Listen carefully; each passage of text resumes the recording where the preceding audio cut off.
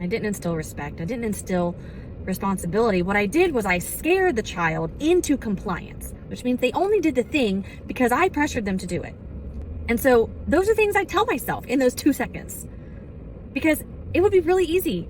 It is really easy to pull out a bribe or a threat or something that you know is going to light a fire under your kid and get them to do the thing that you want. But in those 2 seconds before you respond, that's what I'm telling myself.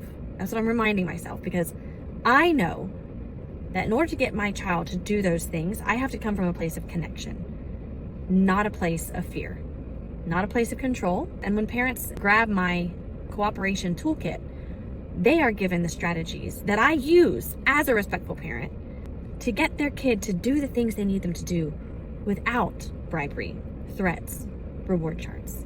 Because when we use those things, we might, and you might get your kids to do things whenever you use those methods. But if you've got a deeply feeling kid, or a strong-willed kid, or a kid who simply doesn't tolerate someone powering over them, which kudos to the kid, but those tools are going to fall short. They're only going to work if you get scarier, if you get louder, if the reward is really, really great, or the threat is really sends them into a spiral of, I have to survive. I'm going to do whatever it takes to get away from this icky, conflicting, hard feeling. That is not internal motivation. That is not cooperation. That's not collaboration.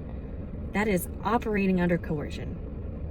And so all of that is exactly why I don't use those strategies, and that's not what I help parents use whenever they choose to work with me. We get our kids to listen because we have formed a foundation, a strong foundation of connection. I have a 5-piece framework that I teach in order to do this. So as easy as it could be to pull out that bribe or that threat and dangle it over my kid, that is no longer the tools that I reach for. And I haven't been reaching for those tools for a while.